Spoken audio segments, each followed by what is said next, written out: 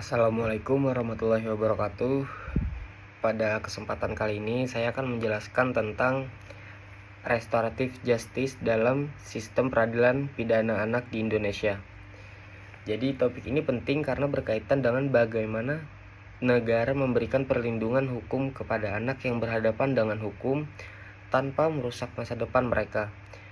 Jadi dalam penjelasan ini saya akan menjelaskan pengertian restoratif justice, dasar hukum, tujuan, prinsip, penerapan, hingga kelebihan dan kendalanya dalam sistem peradilan pidana anak di Indonesia. Dan yang pertama, pendahuluan. Anak merupakan generasi penerus bangsa yang masih berada dalam tahap perkembangan mental dan emosional. Dan karena itu, anak belum memiliki kestabilan berpikir dan bertindak seperti orang dewasa.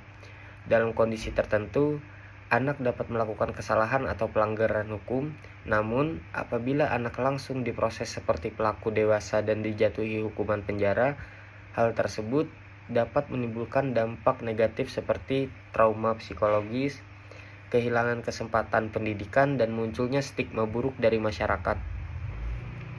Dan dampak tersebut dapat mempengaruhi masa depan anak dan menghambat proses perkembangannya. Oleh karena itu, diperlukan sistem peradilan yang lebih manusiawi dan mengutamakan kepentingan terbaik bagi anak. Salah satu pendekatan yang digunakan di Indonesia adalah restoratif justice, yaitu penyelesaian perkara yang lebih menekankan pemulihan keadaan dan perdamaian dibandingkan hukuman penjara. Dan yang selanjutnya, pengertian restoratif justice. Restoratif justice adalah pendekatan penyelesaian perkara pidana yang dilakukan secara damai dengan melibatkan pelaku, korban, keluarga, dan masyarakat untuk mencari solusi bersama. Dan pendekatan ini tidak hanya berfokus pada pemberian hukuman kepada pelaku, tetapi lebih menekankan pada pemulihan keadaan akibat tindak pidana yang terjadi.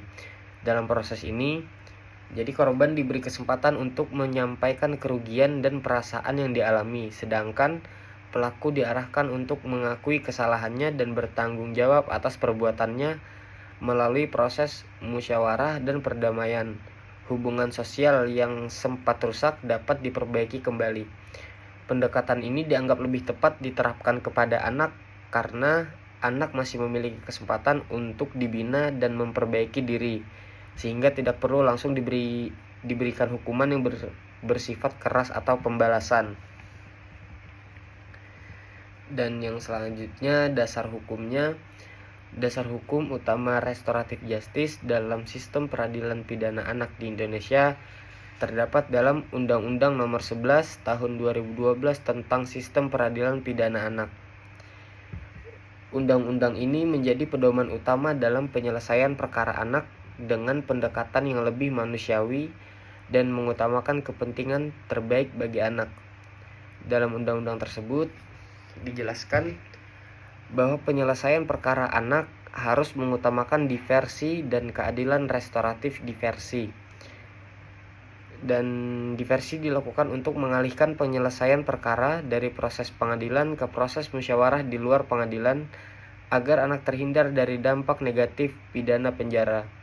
Dan selain itu, undang-undang ini juga memberikan perlindungan terhadap hak-hak anak seperti hak pendidikan, pembinaan, perlakuan yang adil, serta perlindungan dari kekerasan dan diskriminasi selama proses hukum berlangsung.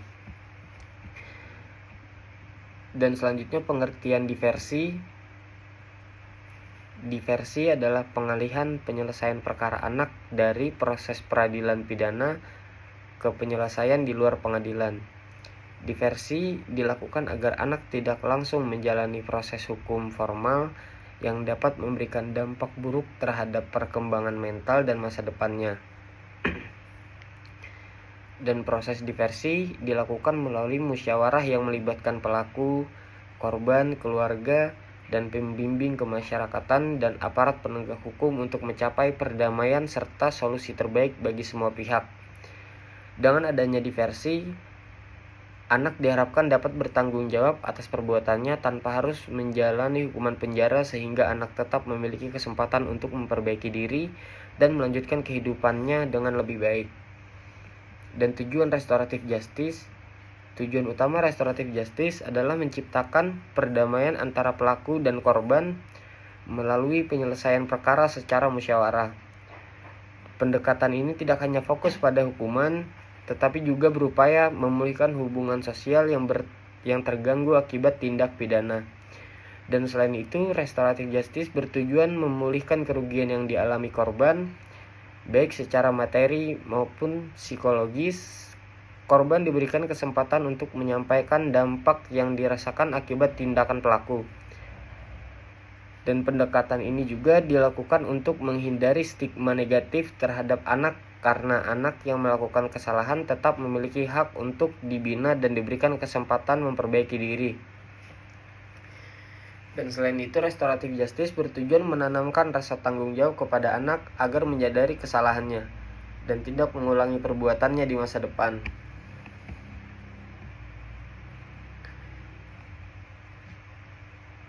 Dan prinsip restoratif justice memiliki beberapa prinsip utama. Dan prinsip yang pertama adalah musyawarah dan penyelesaian secara damai antara pelaku dan korban untuk mencapai kesepakatan bersama. Dan prinsip yang kedua adalah pemulihan hubungan sosial yang rusak akibat tindak pidana sehingga tidak ada rasa balas dendam antara kedua pihak. Dan prinsip yang berikutnya adalah mengutamakan kepentingan terbaik bagi anak. Anak yang melakukan tindak pidana tetap harus mendapatkan perlindungan, pembinaan, dan kesempatan memperbaiki diri agar masa depannya tidak rusak akibat proses hukum. Dan selain itu ada prinsip tanggung jawab pelaku, yaitu anak diarahkan untuk mengakui kesalahan, meminta maaf, dan bertanggung jawab atas akibat dari perbuatannya. Jadi dengan begitu anak dapat belajar menjadi pribadi yang lebih baik di masa depan. Dan penerapan dalam perkara anak, penerapan restoratif justice dalam perkara anak dilakukan dengan melibatkan pelaku, korban, keluarga, dan aparat penegak hukum dalam suatu proses musyawarah. Dengan tujuan dari proses ini adalah mencari penyelesaian yang adil dan dapat diterima oleh semua pihak tanpa harus melalui hukuman penjara. Dan dalam pelaksanaannya, anak sebagai pelaku akan didampingi oleh orang tua, wali, dan pembimbing kemasyarakatan agar proses penyelesaian berjalan dengan baik serta tetap memperhatikan hak-hak anak. Korban juga diberikan kesempatan untuk menyampaikan kerugian maupun perasaan yang dialaminya akibat tindak pidana tersebut. Dan selanjutnya bentuk penyelesaiannya dapat berupa permintaan maaf, ganti kerugian, pembinaan, atau pengembalian anak kepada orang tua untuk dibina agar tidak mengulangi perbuatannya kembali. Dan syarat diversi hanya dapat dilakukan terhadap tindak pidana tertentu yang memenuhi syarat sesuai dengan ketentuan Undang-Undang Nomor 11 Tahun 2012 tentang Sistem Peradilan Pidana Anak. Dan salah satu syarat utama adalah tindak pidana tersebut memiliki ancaman pidana di bawah 7 tahun penjara. Dan selain itu, diversi hanya dapat diterapkan apabila anak bukan merupakan pelaku pengulangan tindak pidana. Dan dalam sistem peradilan pidana anak, penyidik, jaksa, dan hakim wajib mengupayakan diversi pada setiap tahap pemeriksaan perkara anak. Dan hal ini dilakukan untuk memberikan perlindungan terhadap masa depan anak dan menghindari dampak negatif dari hukuman penjara. Dan kelebihan restoratif justice memiliki banyak kelebihan dalam sistem peradilan pidana anak. Salah satunya adalah menghindari trauma penjara bagi anak sehingga kondisi psikologis anak lebih terjaga. Dan selain itu, pendekatan ini memberikan kesempatan kepada anak untuk memperbaiki diri, melanjutkan pendidikan, dan tetap bergaul dengan lingkungan sosialnya. Restoratif justice juga membantu mengurangi kepadatan lembaga pemasyarakatan karena tidak semua perkara anak harus diselesaikan melalui pidana penjara. Dan di samping itu, pendekatan ini dapat menumbuhkan budaya damai dalam masyarakat karena penyelesaian perkara dilakukan melalui musyawarah perdamaian, dan saling memaafkan antara pelaku dan korban. Dan kendala penerapannya meskipun memiliki banyak manfaat, penerapan restoratif justice di Indonesia masih menghadapi beberapa kendala. Salah satu kendalanya adalah kurangnya pemahaman masyarakat mengenai konsep keadilan restoratif, karena masih banyak yang menganggap bahwa setiap pelaku tindak pidana harus dihukum berat agar menimbulkan efek jera. Selain itu, dalam beberapa kasus, korban atau keluarga korban tidak mau berdamai dengan pelaku, sehingga proses diversi menjadi sulit dilakukan. Kendala lainnya adalah fasilitas pembinaan anak yang masih terbatas, dan belum semua daerah memiliki tenaga pembimbing yang memadai untuk membantu proses pembinaan serta pemulihan anak setelah penyelesaian perkara dilakukan. Dan selanjutnya yang terakhir, kesimpulan. Dan sebagai kesimpulan, restoratif justice merupakan pendekatan yang lebih manusiawi dalam sistem peradilan pidana anak karena tidak hanya berfokus pada pemberian hukum, tetapi juga mengutamakan pemulihan keadaan, perdamaian, dan perlindungan terhadap masa depan anak. Dan anak yang melakukan tindak pidana pada dasarnya masih berada dalam tahap perkembangan, sehingga masih memiliki kesempatan besar untuk dibina, diarahkan, dan diperbaiki perilakunya.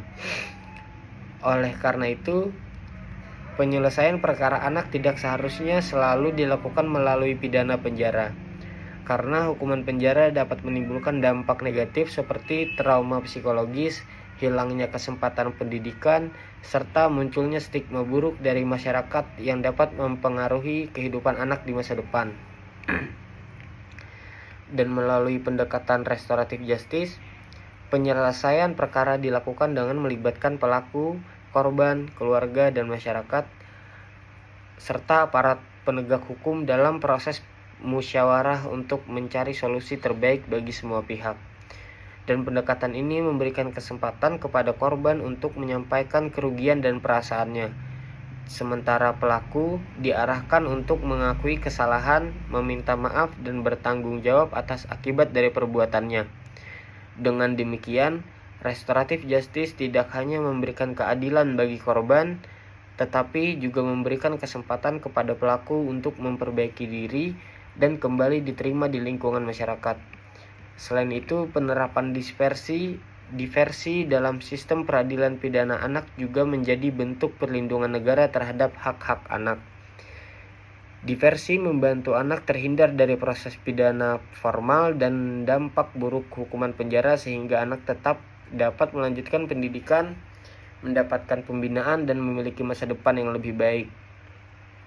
Dan pendekatan ini juga dapat membantu menciptakan hubungan sosial yang harmonis, menumbuhkan budaya musyawarah dan perdamaian, serta mengurangi kepadatan lembaga pemasyarakatan di Indonesia.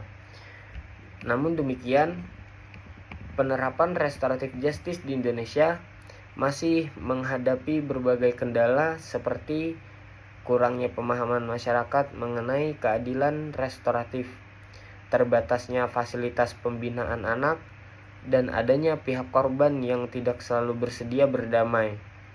Jadi oleh karena itu, diperlukan kerjasama antara pemerintah, aparat penegak hukum, masyarakat, dan keluarga agar penerapan restoratif justice dapat berjalan lebih efektif dan merata di seluruh daerah di Indonesia.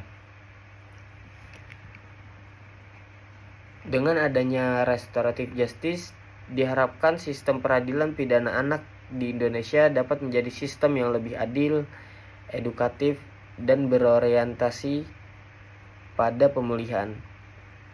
Sehingga anak yang pernah melakukan kesalahan tetap memiliki kesempatan untuk berubah menjadi pribadi yang lebih baik dan berguna bagi masyarakat serta bangsa di masa depan. Sekian penjelasan dari saya mengenai restoratif justice dalam sistem peradilan pidana anak di Indonesia, dan terima kasih atas perhatiannya. Mohon maaf apabila masih terdapat kekurangan dan penyampaian dari saya. Wassalamualaikum warahmatullahi wabarakatuh.